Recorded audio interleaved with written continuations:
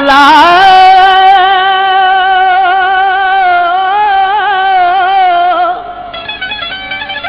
अला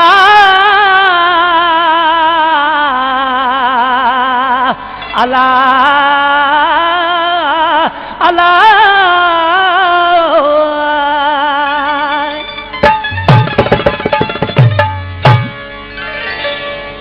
साहबिनीअ जो हिकिड़ो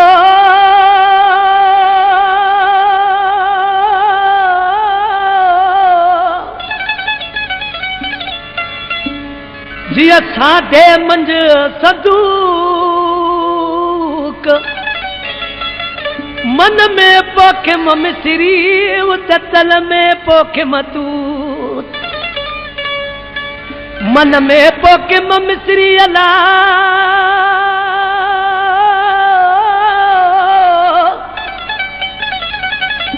उते तन में पोखे मतूत अची खान मलू कम तार ठोरी रजी वनल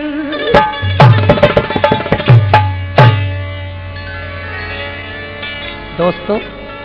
इन कलाम जो शायर है मशहूर शायर है गफ़ार गोज़ाई जो हैदराबाद जो वेठल आहे भाऊ कादिर बख्श टालाणी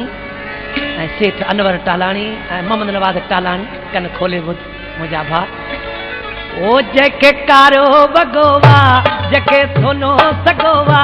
जेके गाढ़ो बगोवा जेके सोनो सगोवा इन्हीअ सोने मूंखे मारे छॾियो इन्ही मुश्की मूंखे साड़े छॾियो जेके कारो बगोवा जेके सोनो सगोवा जेके नासी बगोवा जेके सोनो सगोवा इन्ही सोने मूंखे मारे छॾियो इन्ही प्यारे मूंखे साड़े छॾियो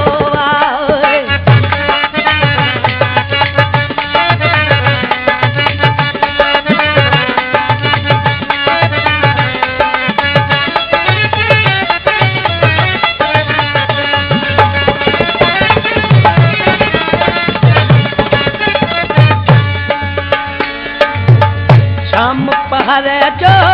पाण सिगारे अची दर ते पीअंदो आहे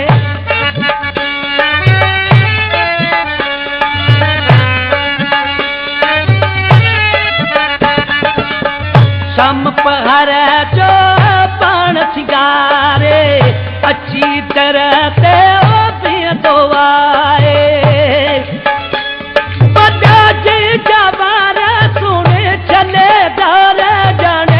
मौला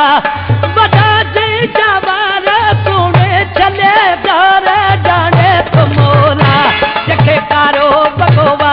जेके नासी बगोवा जेके कारो बगोवा जेके सोनो सगोवा इन्ही सोने मूंखे साड़े छॾियो इन्ही मुश्की मूंखे मारे छॾियो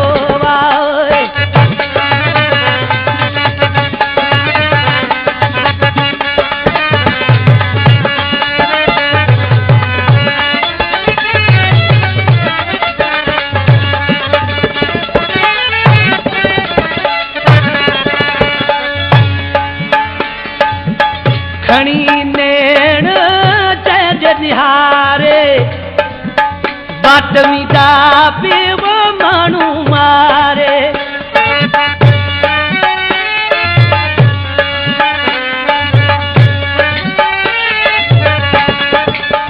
खणी नेण चंद निहारे बाट वीदा पीव माण्हू मारे छा उनजी नज़र वक्त पे ठकारो तिरवा जाने तो मौला छा उनजी नज़र वक्त पे ठकारो तिरवा जाने तो मौला जेके कारो बगोवा जेके सोनो सगोवा जेके फिको बगोवा जेके सोनी मुंडिया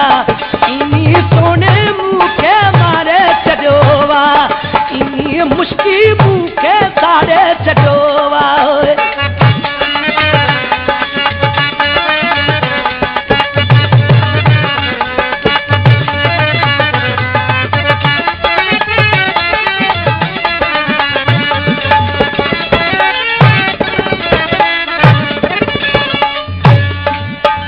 गफ़ार गुज़ारी दाऊं घुरा थो इहो सुणो जे मुंहिंजो सजाए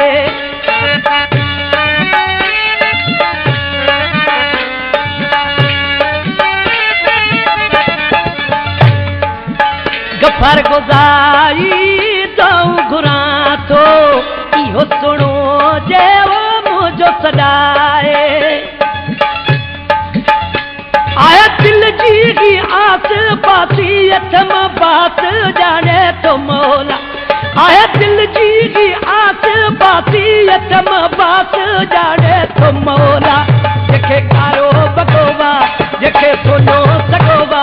जेके कारो बगोवा जेके सोनो सगोवा इनी सोने मुखे मारे छॾियोवा इनी मुश्की मुखे साड़े छॾियोवा जेके कारो बगोवा जेके सोनो सगोवा जेके नासी बगोवा जेके सोनो सगोवा